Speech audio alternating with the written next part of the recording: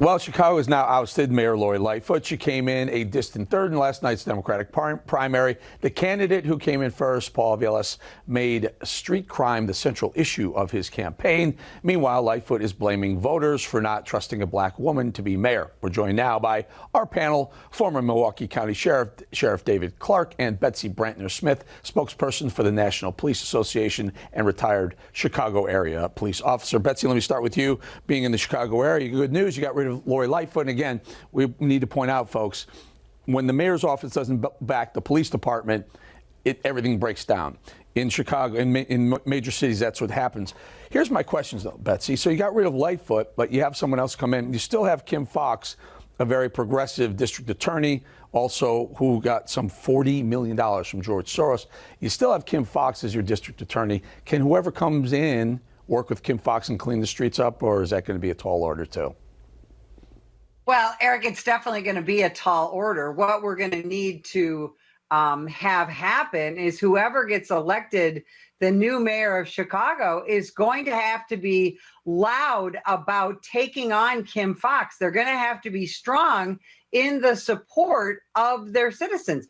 We have all the gun laws that we need in the state of Illinois, but Kim Foxx just absolutely refuses to utilize them properly. So whoever is elected is going to have to get very aggressive in talking with her about that. But the mayor also has other things they can do.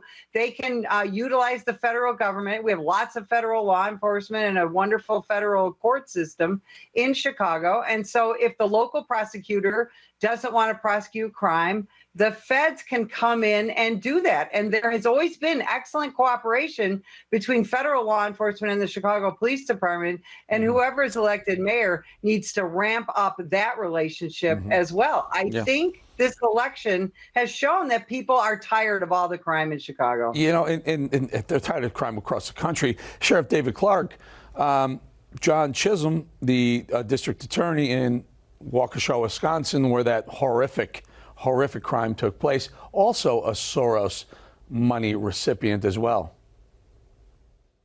Yeah, without a doubt. Actually, he's the elected district attorney of Milwaukee County, but the case that you're talking about is one where his light sentencing recommendation to the judge allowed this guy to get back out on the street, run over Christmas parade people. But look, as for Lightfoot, she was ill-prepared for this.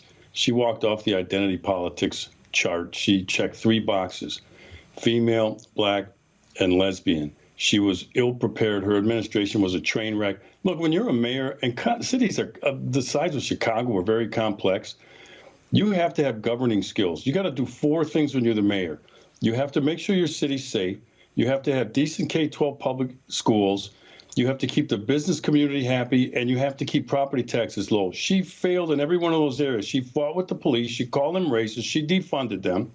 She fought with the business community during the smash and grab during the holiday season. She said the business community wasn't doing enough to take care of their property. They got horrendous K-12 public schools, failing schools in Chicago, and the property taxes are high. So that's why it came to an end abruptly. She's the first incumbent mayor running for re-election in 40 years in Chicago that hasn't been re-elected. Even the people of the city of Chicago have a breaking point, and they obviously reached it with her. Guys, I got 30 seconds left each, but here's the issue. You still have a DA in there who's wildly liberal and continues to allow criminals back out on the street. You also, in Illinois, you have Pritzker, a governor who is a diehard leftist, liberal as the day is. So I don't know if anything changes with one mayor. Very quick, Betsy, and then David. Well, I think that if we get the right mayor elected, whoever that is, I think you will see them step up because they're going to have no choice. I think the people will demand it. David? No, I don't think so. You know, the state just enacted a no bail policy. They passed a law that started January 1st.